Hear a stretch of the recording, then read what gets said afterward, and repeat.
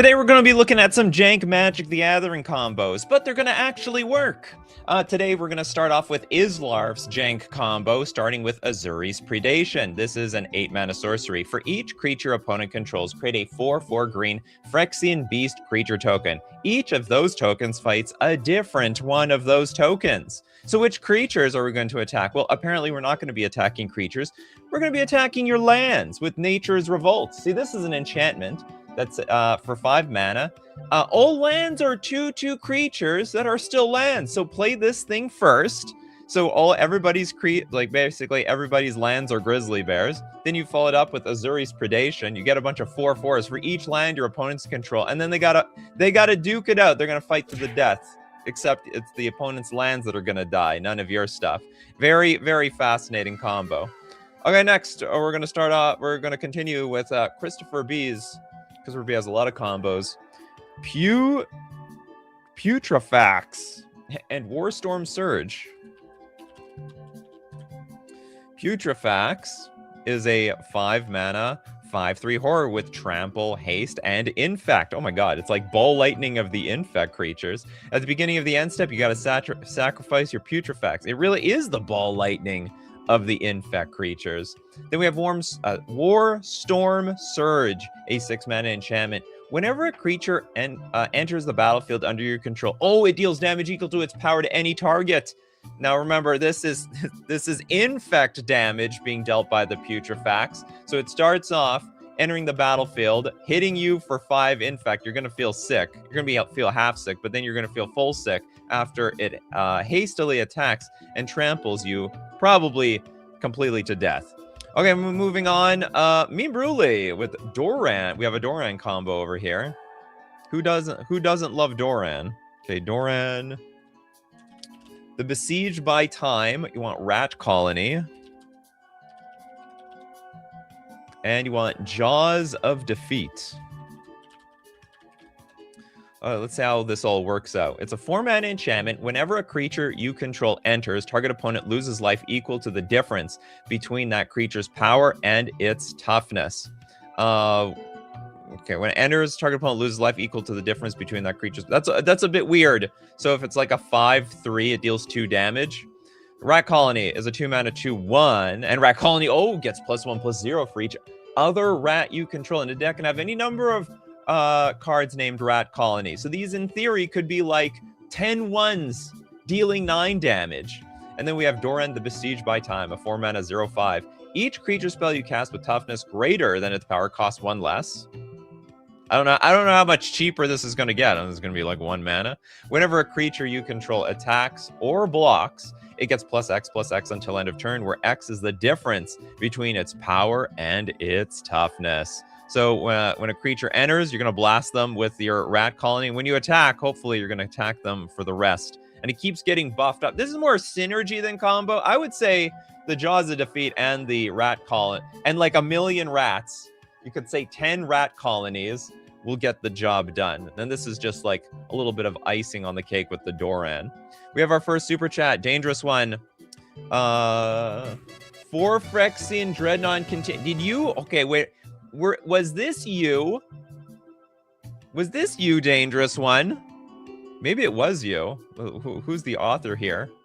Okay, I saw this on the, what is it, like Bad MTG Combo subreddit, and it's like 4 Phyrexian Dreadnoughts and a continue. So we have Phyrexian Dreadnought, a 1-mana 12/12 trample. When it comes into play, you got to sack any number of creatures with total power 12 or more, or bury your Phyrexian Dreadnought. So like if a Phyrexian Dreadnought gets played, then you have to sacrifice your Phyrexian Dreadnought. But what if you not just play one? You play the second one, and the third one, and the fourth one. Then what, chat? Well, they all die until you play continue. Is that like a video game term? Oh, it is. Coming from the Teenage Mutant Ninja Turtles set.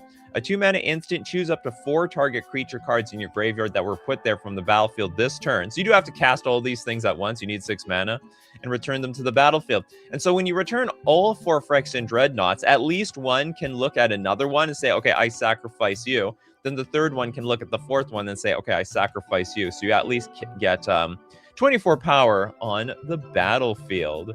I don't know if that's going to work for the legacy meta. You know, that's still a little bit, it's a little bit janky. Just a little janky. No, you just loved it, so you're just coming to share it with us. I had this as like a backup combo, as if just in case no one showed up, you know, for the first 5 minutes. Sometimes the show is a little slow in the beginning, but you know what? This is a combo show, so there's nothing slow about this. We got Lancer. Okay, good. 3. Remember, just a rule, if 2 to 3 card combos is all good, but if it's 4 or more, you got to submit it in my Discord, and you have to explain the combo, because I'm not going to try to figure it out. This is not one of these shows where I was like, how does this combo work? No. You tell me how this thing works. Leyline of Abundance. And if the cards have a lot of words, people, just tell me how it works. Spring Heart, Nanchu, like this Nanchuko card, it's complicated. Like, this card is very complicated. And you want Dryad Arbor. I don't know which part of that card you want. Let's talk about the 2 cards that are easy. Dryad Arbor, 1/1 forest creature. That's it. Simple, clean, easy to understand. Leyline of Abundance. A 4-mana enchantment. If it's in your opening hand, you can begin with it on the battlefield. Whenever you tap a creature for mana, add an additional green. You hear that, Dryad Arbor? You can add double. You're stronger than you look. And for 8 mana, put a +1/+1 counter on each creature you control. Now, how does this work with Springheart Nantuko? There's 2 things you can do here. You can bestow it, or I assume, I guess we're bestowing on the, I guess we're bestowing this thing, I guess? Landfall. Whenever a land enters the battlefield under your control, you can pay 2 mana, which I guess you can pay 2 mana from your Dryad Arbor. And if Springheart Nantuko is attached to a creature you control, create a token that's a copy of that creature. If you didn't create a token this way, create a 1/1 green insect creature token. I can only imagine that's the combo. We're making Dryad Arbors. Does it go in? I don't think it goes infinite. Oh, no, wait a minute. But then if the Dryad Arbor hits the battlefield, oh, does everything have haste? It has Summoning Sickness. You may begin with on the bat. When you tap a creature for mana, adds an additional green. Whenever a land enters the battlefield under your control, you can pay it. I think okay, we need like a card. Yeah, Dryad Arbor. Okay, but okay, we can fix this, chat. What is that green enchantment? It's like Concordant Crossroads. There we go. We did it, chat. We broke Dryad Arbor. Or we broke Concordant Crossroads. I don't know. All creatures have haste. So now, every single time the Dryad Arbor enters the battlefield, triggers the landfall, we can tap it for the 2 mana to keep this chain going over and over and over again.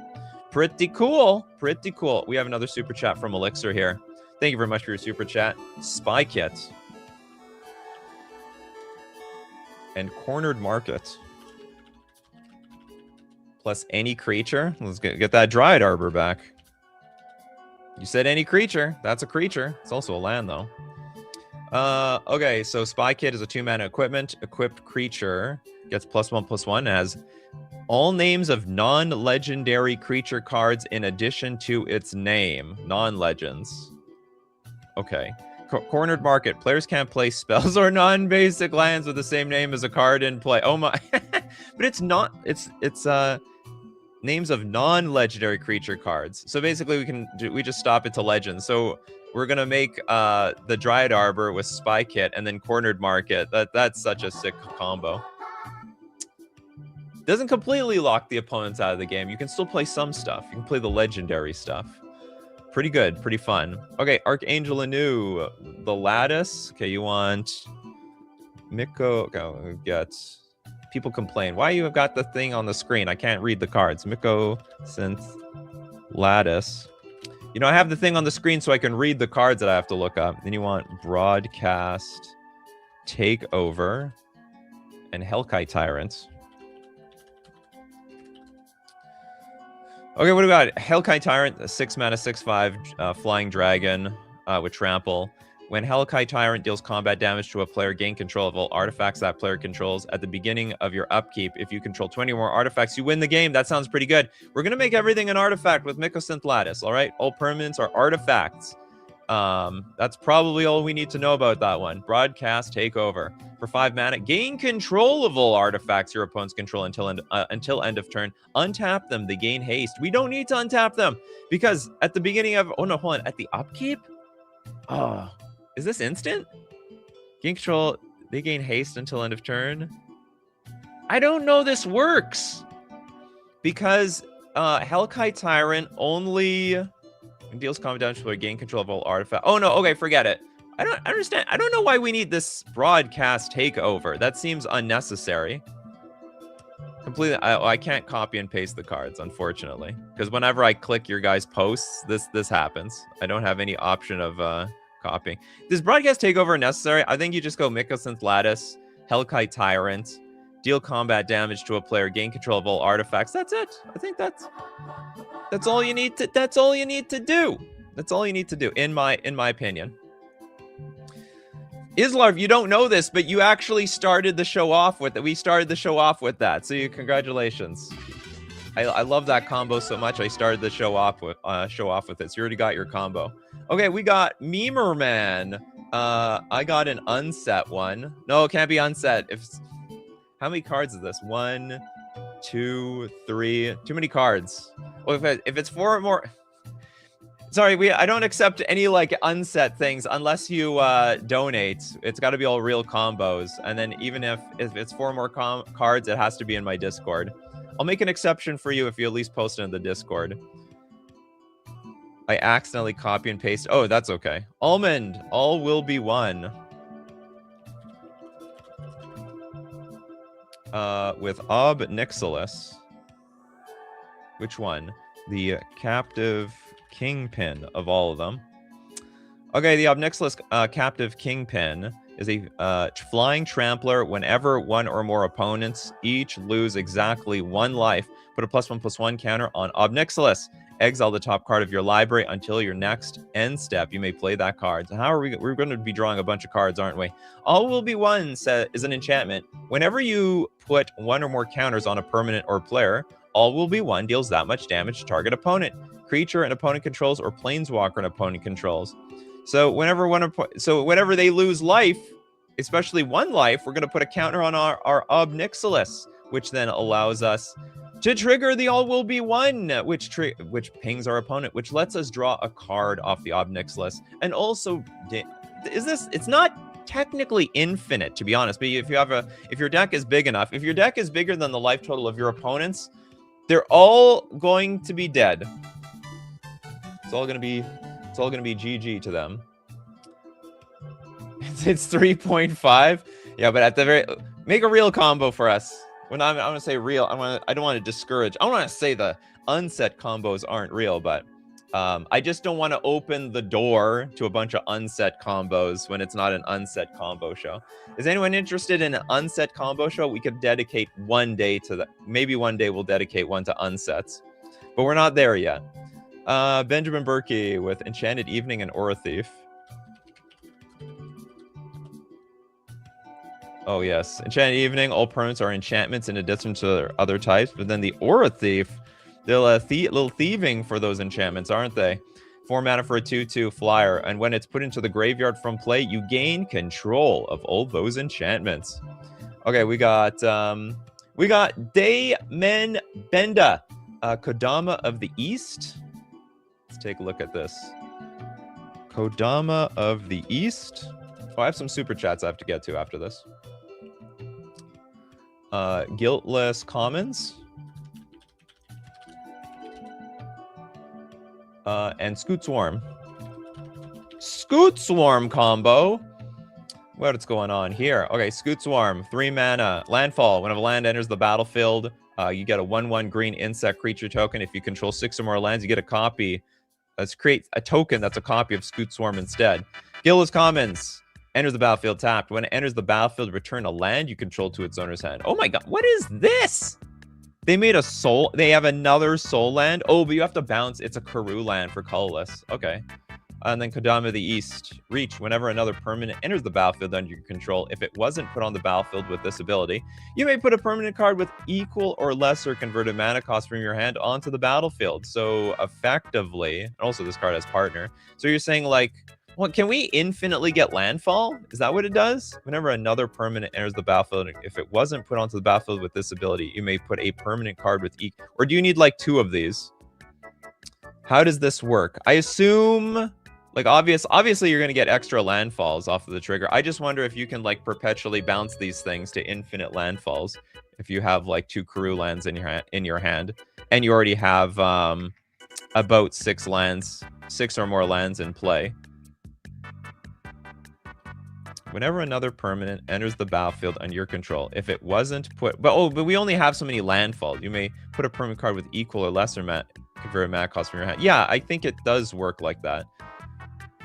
East Tree is the novelization of Kamigawa, and thank goodness it finally got a card of its own. That's good stuff. Because then we're going to put another land in play. So it, like, helps us get lands in play perpetually. I assume we need about a few of them. Okay, next. Old boy's like, I submitted a Kodama combo a few months ago. Kodama, very popular combo card these days. We're going to look at more combo cards, but I got to tell you where you can get them from. You can get them at FusionGamingOnline.com, my favorite sponsor. You like that Phyrexian Dreadnought combo with the Continue? Well, maybe you got to pre-order that card from the Teenage Mutant Ninja Turtles Magic the Gathering set, coming out to a local game store near you, but particularly FusionGamingOnline.com. I'll tell you why you want to get it from there, because it supports the channel when you use coupon code Nikachu at checkout to get 5% off all your purchases. Thank you very much. I would really appreciate it. Okay, next up.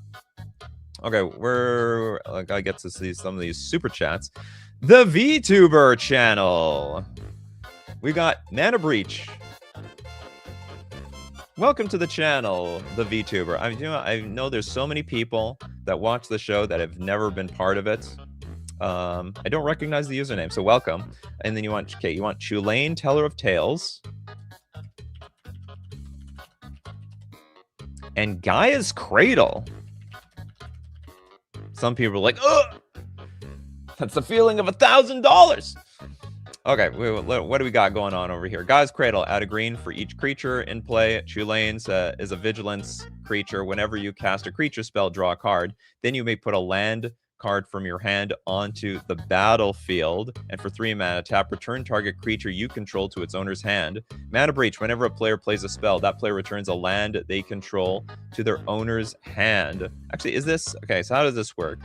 So we're going to play a creature spell, draw a card, then you may put a land card from your hand onto the battlefield. Is this just a means of getting, like, is there an actual combo here? Or is it a big synergy where you keep tapping this for mana, you keep playing spells? Oh, no. Okay, hold on. There is this pay 3, return target creature you control to its owner's hand. Okay, how do we untap this thing, though? I have a feeling we're floating this for mana. We're going to cast a creature spell, but then we can also pay 3 mana to return it back to our hand. And every single time we cast that creature spell, we can return the land back to our hand. I think this is just big synergy. But I don't see an infinite over here. At least from what I see. Unless there is some little bit more to it, I think it's just a big synergy combo. Cast a creature spell, draw a card, then you may put a land card from your hand onto the battlefield. No, but every single, so we can't. Oh, maybe it is. Is it infinite mana? Maybe it's infinite mana. Whenever a player plays a spell, that player returns a land. Oh no, but I can't perpetually untap this thing. When you cast a creature spell, okay, I play creature spell. I bring Gaia's Cradle back to hand. Simultaneously, Chulane says, whenever you play a creature spell, draw a card, you can put the land. Oh, I don't need to return the creature. No, but I do need to return the creature. How do I perpetually play creatures? Cast a creature spell, draw a card, you can put the land card. Okay, so it's just big. I think it's just big synergy. Big synergy. Okay, we have some combos on the Discord. Kano has Endless Time on the Discord. All right, let's go check out Endless Time. Endless Time.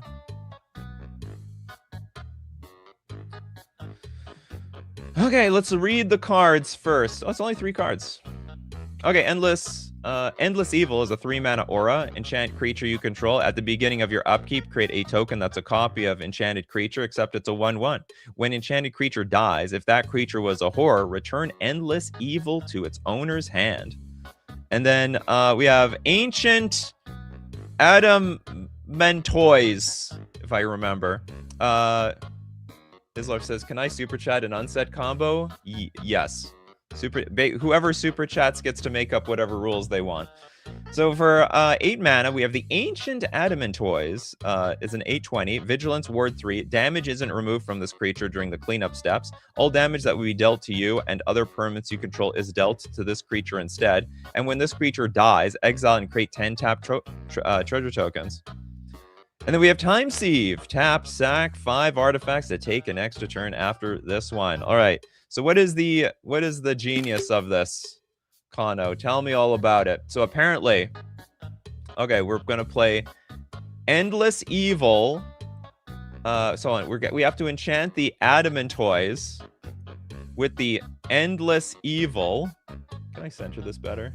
There we go. Which and then wait for a clone. Tap Painland for 1 damage and redirect it to the clone to kill it, which is the clone. Oh, the Endless Evil is the clone. Get a bunch of treasures, which you sack. Oh, so then we get a bunch of treasures from our Ancient Adamantoise. Then we sack all of them to Time Sieve.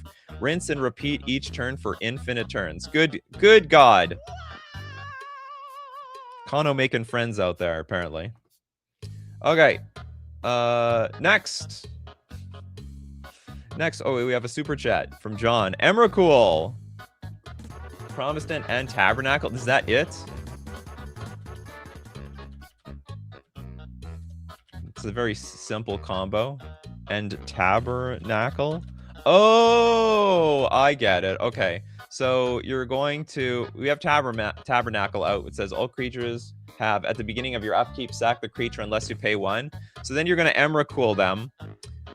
When you cast it, you gain control of target opponent during that player's next turn. And you're just going to be like, you know what? I'm just not going to pay this. No, I'm not. That's okay. All my creatures can die. Because it's not even my creatures. It's somebody else's creatures. Okay, what do we have here? Tresaru, freed from the real.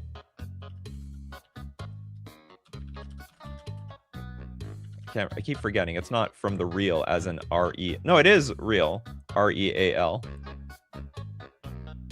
Okay, then you want Thrive. And then Cytoplast Manipulator. Okay, Cytoplast Manipulator is... What the hell is this? It's got Graph too. Comes into play with 2 +1/+1 counters. Whenever another creature comes into play, you may move a +1/+1 counter from this creature to it. I hope that's not part of the combo.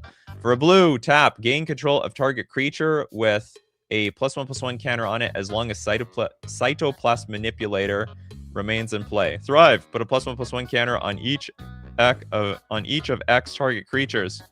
And then freed from the real, tap enchant creature, untap enchant creature. Okay, so how does this work? Gain control of target creature with a +1/+1 counter on, and as long as Cytoplast Manipulator remains in play. So we're going to put counters on opponents' creatures, and then with a bunch of mana, we're going to steal all of them. We're going to steal them all. That's pretty cool. It's pretty cool, actually. So we'll pay a blue, swipe somebody's creature. Then we're going to pay a blue with the freed from the real, keep untapping our Cytoplast Manipulator. I have to say, I think this is actually one of the more creative, weird, steely combos I've ever seen. It's fresh to see cards I've never seen before being used as a combo, like the Cytoplast Manipulator and Thrive. I've never seen either of these two combos working anywhere. I enjoy keeping the combo simple. You know what? There's 2 types of people. The people who like it simple and clean. There's people who like it nice and complicated and messy and big. Because those people, they set up combos people can't see coming. They don't know it. They're in danger until they're actually in danger. Next up, Marcio with Rule of Law. Okay, hold on. We want Rule of Law. Then we have Jace, Unraveler of Secrets. And is there a card called Embalm? There is not. What is this? You just want Rule of Law and Jace, Unraveler of Secrets. Are you missing a card? Embalm something? Okay, what do these cards do? Each player can't cast more than one spell each turn, and Jace says, I guess oh, you mean the emblem. You get an emblem with whenever an opponent casts their first spell each turn. Ooh, counter that spell. Oh, we got the Arrayo combo on. The Arrayo. Yeah, you want the, okay, you want the, oh, sorry, you said emblem. I'm an idiot. I read embalm. That's on me. That's not on you. Anyway, I like this combo because it gives Arrayo vibes. I know. You can hate me for that. You can hate me. I know. I feel you guys all judging me. It's okay. It's fine. I'm a blue player, all right? I'm a blue player. Blue player at heart. You play a spell, it's gonna get countered. Anyway, I like that sort of stuff.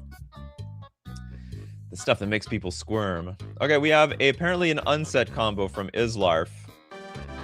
Win with Exodia in MTG. Oh, I guess that's in the Discord.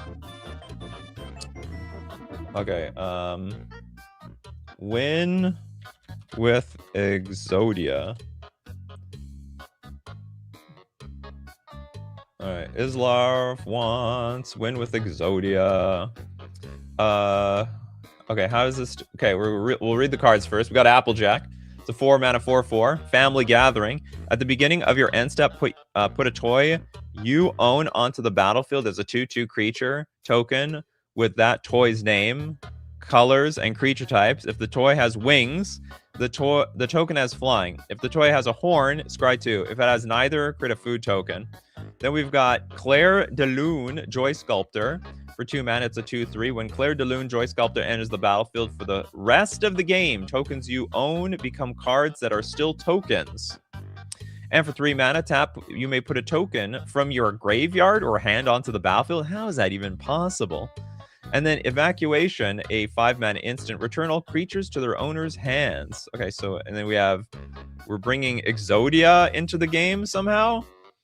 So win with Exodia and MTG. Applejack, we put Exodia pieces as toys, 1 by 1, onto the battlefield. That's what trading card games are, toys.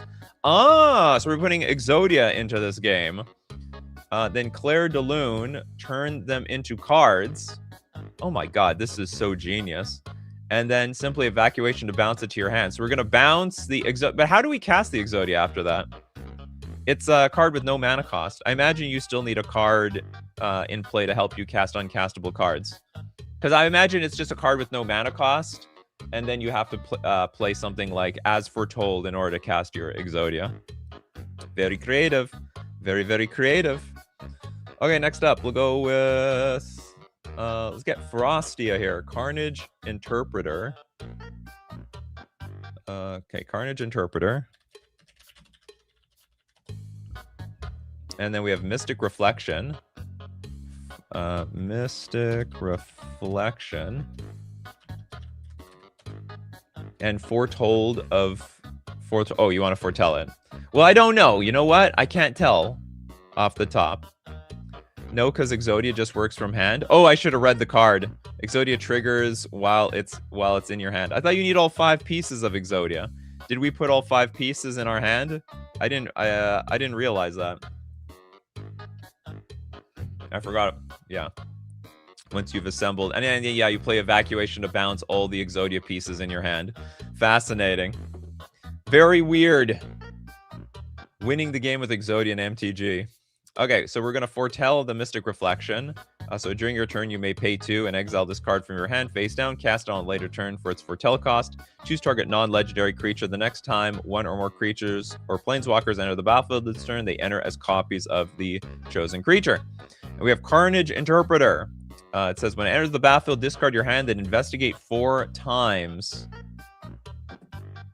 Wait a minute. Okay, and then whenever choose target non-legendary creature. The next time 1 or more creatures or planeswalkers. Okay, not artifacts. As long as you have 1 or fewer cards in hand, Carnage Interpreter gets +2/+2 and has menace. I don't get it. Okay, instructions unclear. Merciless says, you keep saying simple and clean. It's the way I'm feeling tonight. Oh, we all like to be simple and clean. Some people like it simple and clean. Some people like it complex and dirty. Just make them discard? Oh, okay. That will work. Discard your hand and investigate 4 times. Oh, I see. So we have the Carnage Interpreter. And then we foretell this thing, and we just force our opponent to make their own Carnage Interpreter and then lose their hand.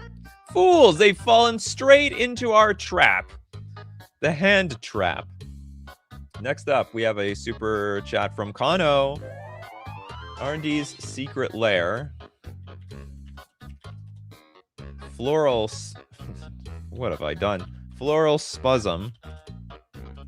To lock out games. Okay, Floral Spasm is the... Remember, only super chatters get the unset combos.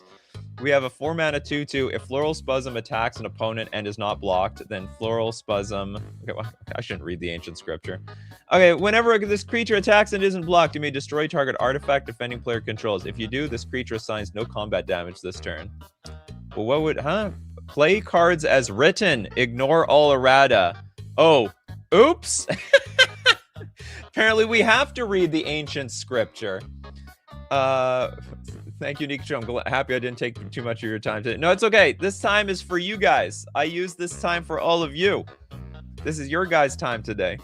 You guys are the show. Remember, you guys are the show here. And then Floral Spasm. Okay, so we have to ignore the errata. If Floral Spasm attacks an opponent and is not blocked, then Floral Spasm may choose to destroy target artifact under that opponent's control and deal no combat damage. But what's the difference?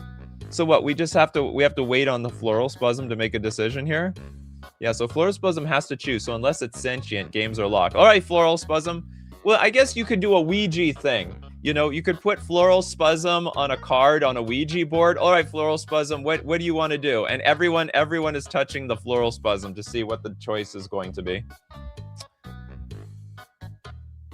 Okay, next up, let's get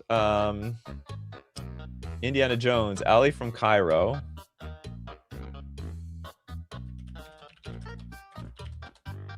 Again, we're going old school here. And Jade Monolith. Okay, we Ali of Cairo says damage that would reduce your life total less than 1 reduces it to 1 instead. It's basically a worship for red. And then Jade Monolith is an artifact for 1 mana. The next time a source of your choice would deal damage to target creature this turn, that source deals that damage to you instead. Damage that would reduce your life total less than 1. Interesting. That's a pretty good combo. That's a very original combo, too. It's not even hard to pull off. Both cards are about 4 mana. Respect. Okay, we're going to look at more of Magic the Gathering combos, but I'll tell you where you can assemble them. You can assemble them at Mana Traders, the premier place to rent Magic cards online. Play any deck, any format on Magic Online. My premier place, the only place I play digital Magic. I guess I play some Arena, but not really. Because you're able to play every deck in every format when you have a rental service like Mana Traders. You can support the channel using coupon code Nikachu_649 to get 40% cash back on your 3rd month subscription. Fantastic way to play every single combo deck you could possibly imagine for all those combo players out there. All right, next we got... Steve Cooper has a card as a combo. Resplendent Mentor. By the way, everyone, if you didn't get a combo yet, I'm going to try to make sure everyone gets a combo today. You basically get 1 combo. Okay, Resplendent Mentor, Heliod Sun Crowned.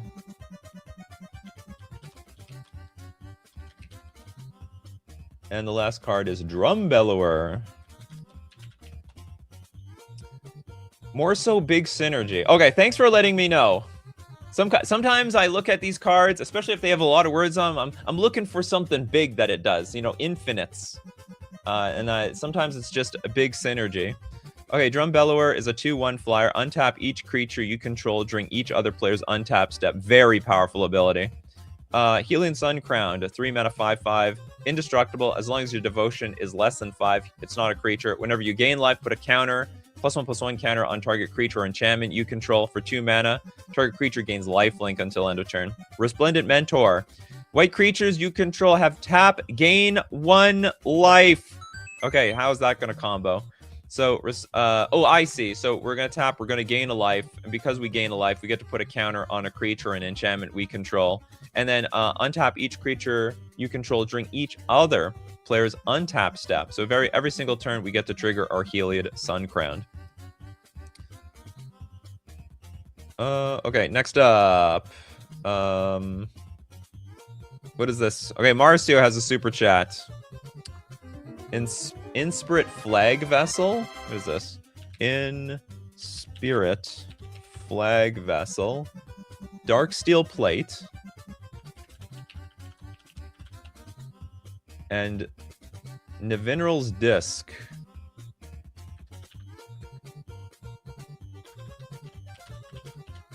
Recursive Board Wipe. Oh, that's nasty. So we all know the Nivinral's Disc. For an artifact that enters the battlefield tapped and pay 1 tap, destroy all artifact, creatures, and enchantments. Darksteel Plate says it's indestructible. Equipped creature has indestructible. So I assume this thing's going to keep bringing the disc back. The Inspirit Flagship Vessel for 3 mana is a spacecraft. It's got stations, so we can charge it up, and charge it up at 1. At the beginning of combat on your turn, put your choice of a +1/+1 counter or 2 charge counters on up to 1 other target artifact. But if we charge it up to 8, other artifacts you control have hexproof and indestructible. I thought it sacked itself. Oh, it doesn't. So we can make Nivinral's Disc indestructible.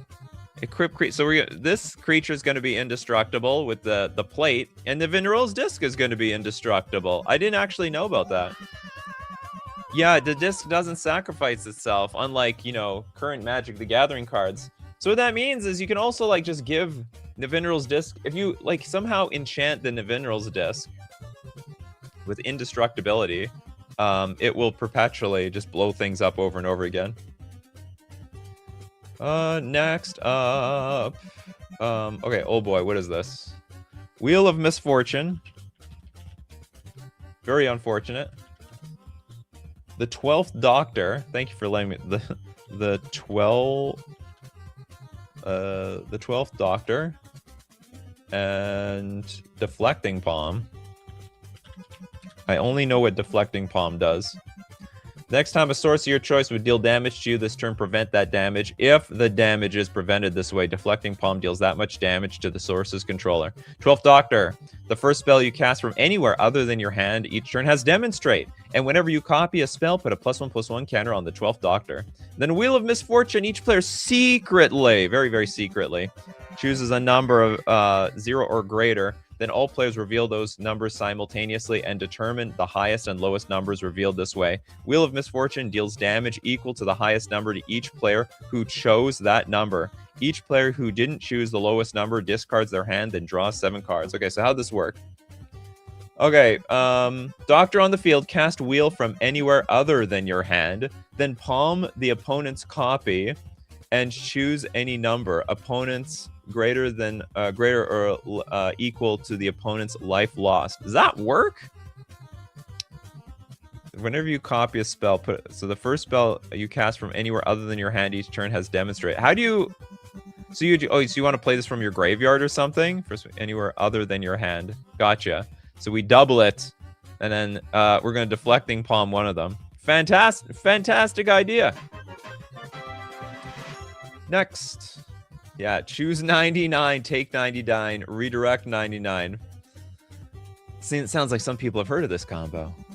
Felicia coming up with a new combo. Raphael, Tag Team. Tag Team Tough, and Imposter Syndrome.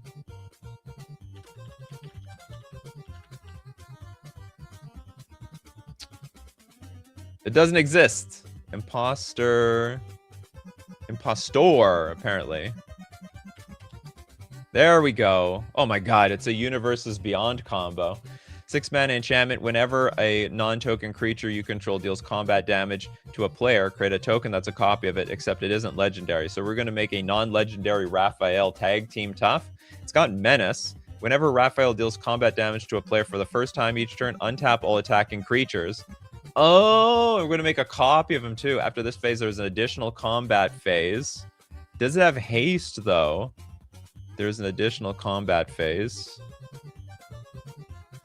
It's not, but it's not. Okay, so this is synergy, but it's not. It doesn't have haste, though. If they had haste, they could keep attacking. And all the new Raphael tag teams could keep damaging, and it would get pretty exponential. Oh, yeah, there's no haste. Well, then we do it. That's okay. Look, watch. Concordant Crossroads. There we go. It works. This card is like the glue to all combos working. Without this card, like tons of combos just, you know, it's just good synergy. It's just good, honest synergy. We have Surefire Selves with Eon Monk on the Discord. Eon Monk, you say?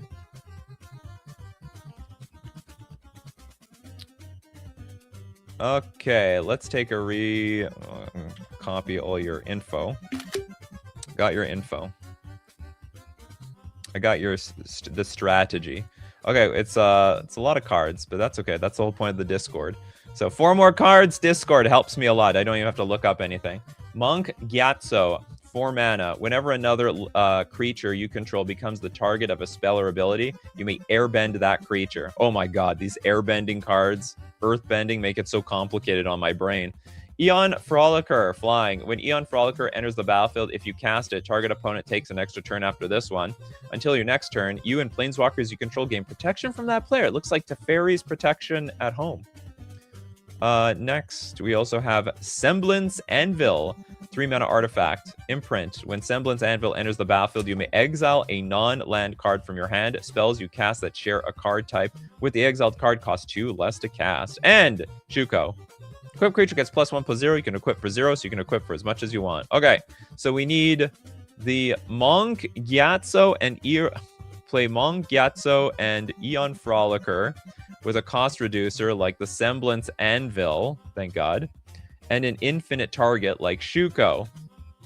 Have the Monk Gyatso, Semblance Anvil, and Shuko on the battlefield, then cast Eon Frolicker to give someone an extra turn and gain protection from them until your next turn. Then we have to equip the Shuko, apparently, to our Eon Frolicker. It gets airbent because of the monk. And because Semblance Anvil reduces your costs by 2, you can recast the Eon Frolicker for 0. You can do this as many times as you want. What? Whenever another creature you control becomes the target of a spell or ability, you may airbend that creature. Exile it while it's exiled. Its owner may cast it for 2 rather than its mana cost. Oh, and then it's basically for free because of the Semblance Anvil. Good God. What a crazy combo. See, that was a Discord combo. I would never figure that out properly on my own. Never. It would never happen. Just scramble my brain. And I was like, and then I would get flack in the comment section like, Nikachu, why can't you understand any of these combos? These are all standard commander combos, for crying out loud. Gillum, Shieldred, the Apocalypse. You want Oracle of the Alpha and Time Twister. We have an MTG Arena combo. Is it possible? Can you actually play this combo on Arena? Okay, so Shieldred. I don't even know why you even added Oracle of the Alpha. Because it's just like Shieldred, Death Touch. Whenever you draw a card, you gain 2 life. Whenever an opponent draws a card, they lose 2 life. That basically is a combo with Time Twister. I guess, is the idea you want to play a bunch of Oracle of the Alphas? 3 mana for a 2/3 flyer. When Oracle of the Alpha enters the battlefield, conjure the power 9 into your library. And then what you want to just naturally draw your Time Twister. Each player shuffles their hand and graveyard in their library and then draws 7 cards. Oh, that's the idea. We get the Time Twister from the Oracle. This is real jank. Because you play this and then you don't even have the Time Twister in your hand. Then you're like, just you wait. When I draw that Time Twister, it's gonna be so sweet. You're gonna be screwed. Okay, next up. Toilet Duck. Monstrous Growth. Give Mona Lisa Science Geek +4/+4 and tap for 5 mana. Spend 5 and tap Staff of Damnation. Oh, sorry, Domination. The Staff of Dom. Untap mana. Spend 4th to untap Staff. Leave 5th unspent. Repeat Staff. Huh? Okay, hold on. Let's go. Monstrous Growth says 2 mana sorcery. Target creature gets +4/+4 until end of turn. Then we're going to make Mona Lisa a +4. So I guess she's a 5/7. Reach. Tap, add X mana of any one color where X is Mona Lisa's power. So she's a 5 power creature. We get 5 mana. And then you want to go infinite with this thing somehow? Oh, I see. So we get to pay 3 to untap her, and then we can basically do everything else here. Then we at that point, at the moment we can untap her. Hold on, no. Untap mana, spend 4th to untap the creature. Okay, yeah. So we tap her for a bunch of mana, then we can untap this thing, and we make repeat mana and staff, and then we have infinite mana. Do we have infinite mana? So tap for 5, pay 3, untap the creature. So we have 2 left. Pay 5. Pay 4 to untap or create the creature. It's actually not infinite. We just keep tapping and untapping infinite times, but we actually doesn't go anywhere. However, all you have to do is make Mona Lisa like 1 power larger, and then she is literally infinite. Well, I don't know what you to do with it. Yeah, you can. Once you go infinite mana, then you can draw as many cards as you want. But right now it's untap staff for 1. Oh, you do. It is infinite. Okay. I was reading untap targets, or I was reading one of these wrong. I was reading tap target creature as the untap. I'm an idiot. It works. Okay, that's the show. Jank-MTG combos that actually work. Voltlin with Steel Swarm Operator. I can see everyone's getting their Teenage Mutant Ninja Turtle combos ready. Everyone's getting ready for those Teenage Mutant Ninja Turtles combos. Agatha's... Oops, I put Agatha's combo. Agatha's Soul Cauldron. Sorry, Agatha. You know what? I only look at you as a complete combo card. And Naxaw Cleek. Okay, Naxaw Cleek is... I don't know what any of these cards do. Except the Soul Cauldron. Steel Swarm Operator. Flying. Tap, add a blue. Spend this mana only to cast artifact spells. Tap, add double blue. Spend this mana only to activate abilities of artifact sources. So Agatha's Soul Cauldron, you can exile a creature in your graveyard, and then put a +1/+1 counter on a creature, and it gains all abilities of that creature that we exiled without Agatha's Soul Cauldron. And then we have Naxaw Cleek, flying. For 2 mana, untap. Target opponent removes the top card of their library from the game. Until end of turn, you may play that card. So I guess we put... I guess it doesn't matter. One of these got to die. And then you just put the exile from the graveyard, put the counter on the other creature. So we tap this for double blue, spend this mana only to activate abilities of artifact sources. Is this an artifact source? Is this an artifact? Target opponent removes. Spend on an no, hold on. Artifact. This is not an artifact spell. Do we need like Mycosynth Lattice? I feel like we're missing Mycosynth Lattice, because if this ability is not an artifact source, and then what we can do is exile the Naxaw Cleek to this. Oh, sorry, this is an artifact source. This guy's an artifact. Okay, so this guy's in play. This thing, Naxaw Cleek dies. We exile it with Agatha's Soul Cauldron, put the counter on the Steel Swarm Operator. Now all of a sudden that creature is an artifact source. We pay double blue, and then untap to exile our opponent's card on top of their deck. We just keep doing this for forever. Naxaw is exiled. I wouldn't do that. Oh yeah, the Naxaw is exiled. Yes, I would do that. Naxaw is exiled. If the Soul Cauldron exiles the Cleek and gives the Cleek ability to the artifact Matador. I just didn't see that this was an artifact. Feels weird. You know, for some reason I thought this is a fairy. Yeah, it's called Steel. It's a robot soldier. So, whoop, it's all good. Okay, next up. Epic Nate, Priest of Titania. We have an elf combo here. An Umbral Mantle. Is it Umbra? I believe it's Umbra Mantle. Yeah. I think it's Umbra Mantle. It is Umbral Mantle. That's interesting. Easy, infinite mana, and large creature to give trample to.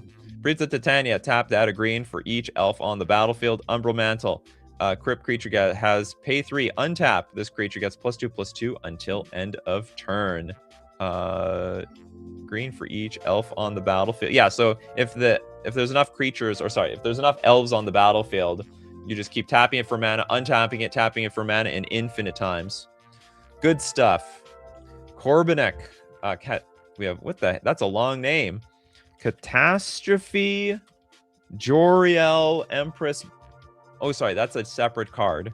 Okay, we're gonna start with Catastrophe, which I did not spell properly. Then we got Joriel. Sorry, Jorael. What the hell is this? Okay, no, I'm still not spelling this right. Joel Rail. Oh, which one? Oh, we want Empress of Beasts. It's a vintage combo. I'm not familiar. So it's a legendary creature for 3 mana. Tap, discard 2 cards until end of turn. All lands target player controls are 3/3 creatures that are still lands. Okay, which player is going to get all the lands? Catastrophe. Destroy all lands or all creatures. Ooh, I'm going to destroy all creatures. Creatures destroyed this way cannot be regenerated. Very simple and effective. Your creature all beasts, but they're... I mean, any board wipe would work, right? Because you're just destroying all creatures. So I assume you just, like, go with, you know, Wrath of God or something. Yeah, not their lands. Oh, the poor lands. Hexanorts with First Day of Class. First Day of Class is always exciting. Starfield. Vocalist. And Murderous Redcap. Uh-oh. It's been a murder. Okay, I know. ETB targeting opponent and itself. Oh! Okay, First Day of Class. Instant. Whenever a creature enters the battlefield under your control this turn, put a +1/+1 counter on it, and it gains haste until end of turn. Don't think we need the haste. Starfield Vocalist. If a permanent entering the battlefield causes a triggered ability of a permanent you control to trigger, that ability triggers an additional time. Then we play Murderous Redcap. When it enters the battlefield, it deals damage equal to its power to any target. Fascinating. So what we're going to do is... Whenever a creature enters the battlefield, you put a +1/+1 counter on it, and it gains haste until end turn. So you have to stack the triggers like really weird. So Murderous Redcap is going to enter the battlefield, and at first we're going to shoot the opponent, and we're going to shoot itself. So then it dies, then it leaves, it comes back. It's going to have 2 triggers again, where we shoot the opponent and shoot itself. But this time, between the 2 triggers, you have like shoot your opponent, and then right underneath you have to stack the trigger First Day of Class, so it gets a +1/+1 counter to counteract the persist -1/-1 counter, so that counteracts each other. Oh no, but then it doesn't die. Okay, no, sorry. Okay, so what actually have to happen is, oh, okay, so the +1/+1 counter actually has to go on the stack top first, and then the 2 damage triggers. That works. Okay, so you get rid of the -1/-1 counter, so it's a plus. It's now dealing 2 damage. Then you deal 2 damage to the opponent, 2 damage to Murderous Redcap, and then keep recycling that thing. See, it's tricky. You got to stack them triggers properly. I didn't know how to do it after it dies. Okay, who has no combo? No, it will count the power at the time the trigger resolves. So I think the order isn't that complicated. No, the order is Oh, you're right, actually. No, yeah, you are totally right. Yeah, you're right. So, like, it doesn't matter actually how I order it. You're right. So even if I pinged it's still optimal to put the neutralize the counter first. But yeah, even if I ping them for 1, neutralize the counter, then it still deals 2 to itself on the second trigger. No, that's right. Let's get... Can't tell. Okay, who has no combo yet? You got a combo already, Christopher B. These shows go way too long for people who have 2 combos. Okay, I got you, Hexanort. I don't know who has no combo yet. I'm going to prioritize people who have no combo. We got Voltlin. I got Toilet Duck. Or did we get everybody who has no combo? And now we're just working on people who have no 2 combos yet. I got you.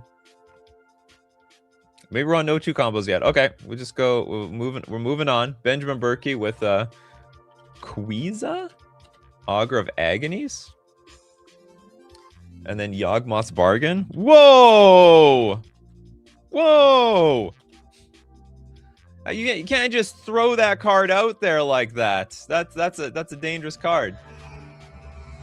Anything combos with Yawgmoth's Bargain. 6-mana enchantment. Skip your draw step. Pay a life. Draw a card. Quiza says whenever you draw a card, a target opponent loses 1 life and you gain 1 life. Oh, that's this is maybe a jank card. This one definitely is not. I don't know who's going to let you play that card. Oh, wow. It's completely legal in Vintage. Not even restricted.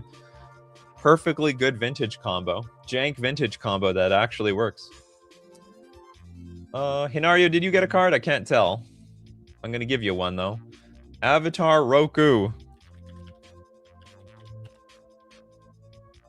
Firebending and Fire Nation Turret. And Hellkite Charger.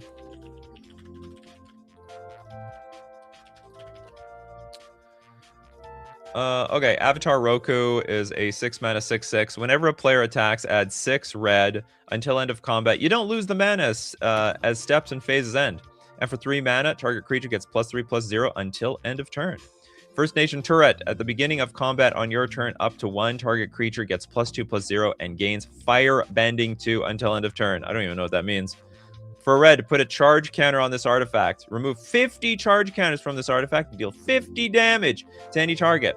So what's the Hellkite Charger going to do? When it attacks, you can pay 7. If you do, untap all attacking creatures, and after this phase, there is an additional combat phase. Well, okay, how does this damn thing work? I don't know how this thing works. This is too complicated for me. Off the top, I don't even know what firebending does.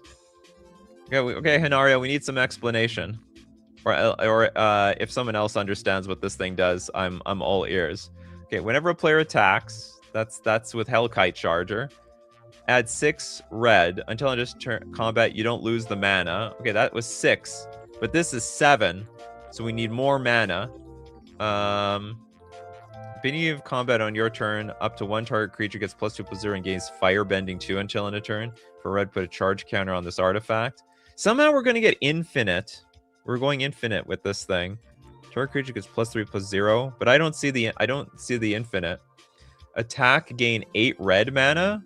Why are we getting 8? Attack, add 6. When it attacks, you may pay 7. If you do, untap. I don't see where the 8 mana is coming from. 6 from Avatar, 2 from Firebending. Oh, that's a problem. I just didn't know what... Firebending gives you mana. Okay, that's the thing. I just didn't know what Firebending did. That's enough to gain extra combat from the dragon and put the charge counter. And we go in, and we go complete infinite. That's what I'm missing here. See, I don't like when they do that. They say Firebending 2. I don't know what Firebending is. And that's how Magic the Gathering is just going now. We just got these mechanics on keywords, and it's not explaining crap anymore. You got to Google everything now. You don't Google anything, you don't understand anything. Can't understand this game without Google. We're going to have QR codes now. Okay, Steve Cooper with the Wheel of Mill on the Discord. And a dono for somebody. Okay, we're going to save that dono for when the show hits 60 minutes, which is going to be really close. Okay, the Wheel of Mill.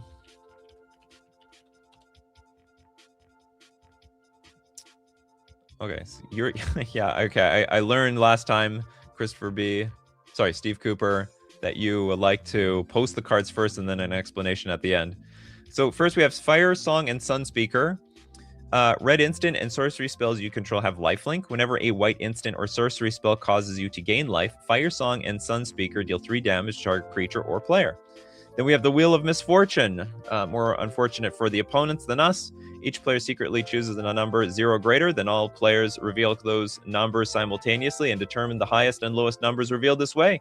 The Wheel of Misfortune deals damage equal to the highest number to each player who chose that number. Each player who didn't choose the lowest number discards their hand to draw 7 cards.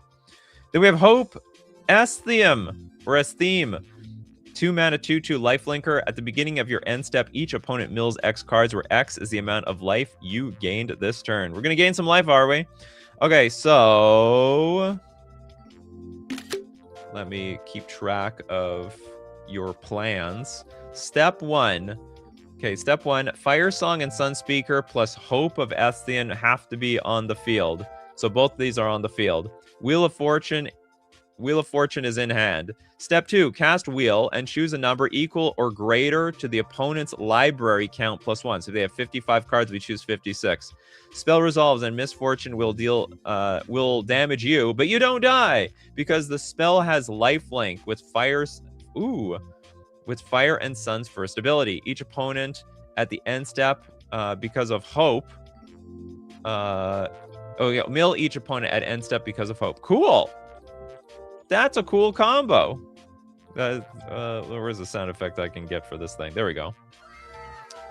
All right, back to normality here. Okay, let's go to PDX. You have Arcane Proxy.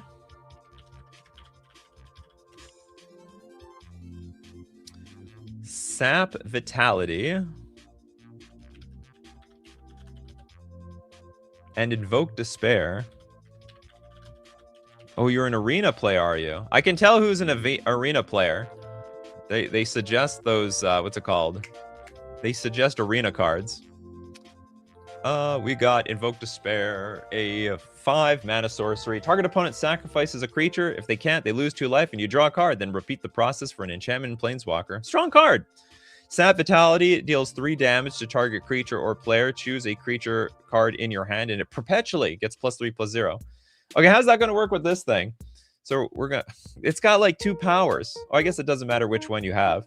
When Arcane Proxy enters the battlefield, if you cast it, exile target instant or sorcery card with mana value less than or equal to Arcane Proxy's power from your graveyard. Copy that card. You may cast the copy without paying its mana cost. So we're going to get... So we want to keep repeating the Invoke Despair? Are we just recasting Invoke Despair from the graveyard?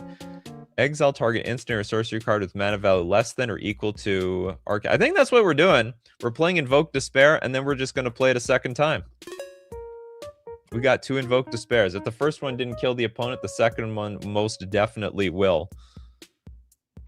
Okay, so we have quite a few people with no cards yet, and I'd love to get to everybody. So this second super chat, compliments of Steve Cooper, are going to go to Lesthian, Monk Gyatso,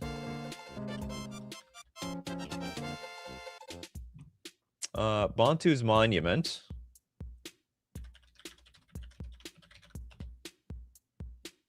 and Eddie Merc Crab, with 2 instant in graveyard, target itself on ETB. Good, thank you for the instructions. I need them. The Monk, whenever another creature you control becomes the target of a spell or ability, you may airbend that creature. Exile it. While it's exiled, its owner may cast it for 2 rather than its mana cost. Okay, very good to know. Bantu's Monument. Black creature spells you cast cost 1 less. Whenever you cast a creature spell, each opponent loses 1 life, and you gain 1 life. We're going to play Eddie Merc Crab. This is not a black creature spell. Bantu's Monument. This is not a black. It's blue. It's a flat flash. It costs 1 less to cast for each instant or sorcery card in your graveyard. Okay.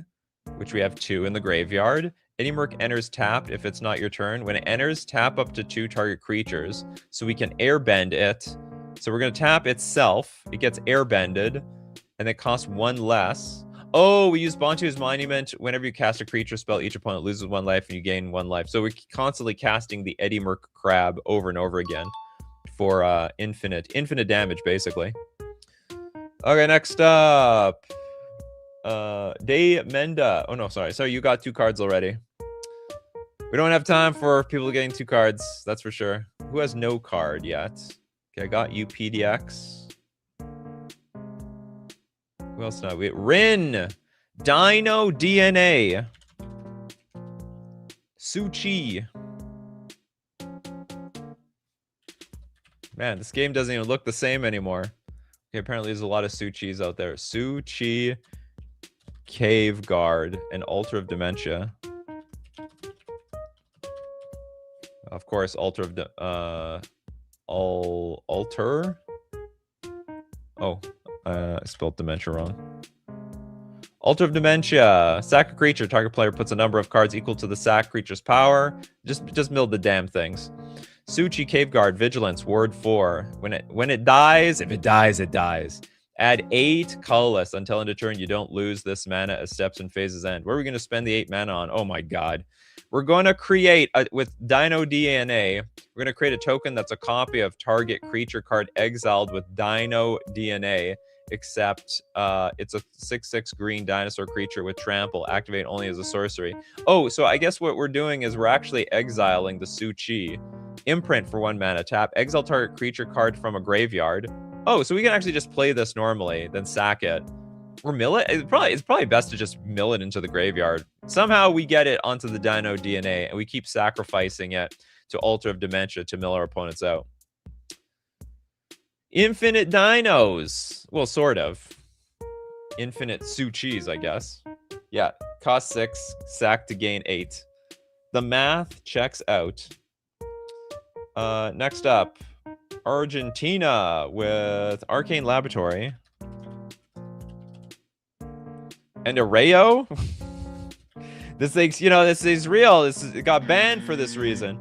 Boring. So I'm sure it was mentioned before. It's actually never been mentioned, mostly because it's probably too good of a combo. These are both 2 top quality cards, and they literally banned Arrayo because the whole thing is too annoying, I guess, for Commander. I don't know what's wrong with Commander players. I think it's fine. Commander is a broken format. Arrayo will slow the game down. We gotta slow the game down. I think it's beautiful. Anyway, okay, next up we got, for anyone that doesn't know, if you flip Arrayo after playing 4 spells, you get Arrayo's Essence, counter the first spell played by each opponent each turn, and Arcane Laboratory says each player can't play more than 1 spell each turn, so everything's gonna get countered. Unless it's an uncountable card. Okay, Marcio, looks like it's gonna end the show off with Okra Jelly? What's that all about? And then doubling season and board wipe every turn? Okay. Okra Jelly, doubling season. Thank God I know what this card does. Okay, I know what doubling season does. If an effect would put tokens in play, you create twice. If you put a counter on a permanent, you make twice those permanents. Okra Jelly! Or is it Otra Jelly? Delicious. Okay, it's a green X00 trample. Okra Jelly enters the battlefield with X +1/+1 counters on it, which will get doubled. Split. When Okra Jelly dies, if it had 2 or more +1/+1 counters on it, create a token that's a copy of it at the beginning of the next end step. The token enters the battlefield with half that many +1/+1 counters, but it's going to get double anyway. And then we're also going to get double the creatures. So if it dies, if it had 2 or more counters, create a token that's a copy of it. Interesting. Ochre. It's an Okra Jelly. So the Okra Jelly is infinite, but once per turn. Yeah, something like that. For as long as the game goes on, we keep getting more Okra Jellies. But it does have to die. It does have to die. We need a sack outlet, probably. So we get 2 blockers with the same amount of counters. Correct. That is correct. Okay, hold on. Charlie Detz has a combo. Is it just 2 copies of... Is this a real combo? Dara Gaz reignited. I don't know how to find this guy. Oh, hold on.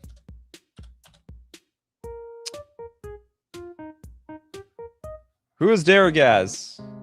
Daragaz reincarnated? Is it reunited or reincarnated? The Igniter? There is an Igniter. Actually, it's impossible. They're always legendary. Reincarnated. So, okay, what happens when there's 2 of them on the battlefield? If it would die, instead exile it with 3 egg counters on it. At the beginning of your upkeep, if Daragaz is exiled with an egg counter on it, remove an egg counter from it. Then if Daragaz has no egg counters on it, return it to the battlefield. So they just keep flipping and flopping over each other. What's the combo? Except they just sort of look at each other. I think that's about it. Just add the Altar of Dementia for the last one. I think we got everybody. Everyone got at least 1 combo, which is the spirit of the show. All right, everybody. Hope everyone enjoyed the combos. I can see people are getting ready for the Teenage Mutant Ninja Turtles coming up. I know, I can see you guys. You're going to start playing with some new combos when that set comes out. As usual, we do the show. Well, normally we do the show 3 p.m. Central Standard Time. In fact, we still will today. So check that out if you're someone here in the morning. Not to mention, thanks to everyone who supports the show. If you're a patron on Patreon, a member on YouTube, or you super chat to be part of the show, and even super chat so other people are part of the show. Thank you so much, everyone, for being here today. Not only contributing to the show, but also helping me explain some of these combos. People like Frosty, we got Hyper Rogue, Christopher B, Benjamin Berkey, Frosty again, Charlie Detz, 2 copies of Darius. What else do we have here? The Big Squig. I gotta go to you. We got Frosty, Kano, Hexenort, Steve Cooper, Indiana Jones, Old Boy, and many more. For all the people that love the combo show. So as usual, my coffee crew, keep brewing those coffees, and we're gonna keep brewing up the magic. Take care of yourselves, and I will see you at the next cup.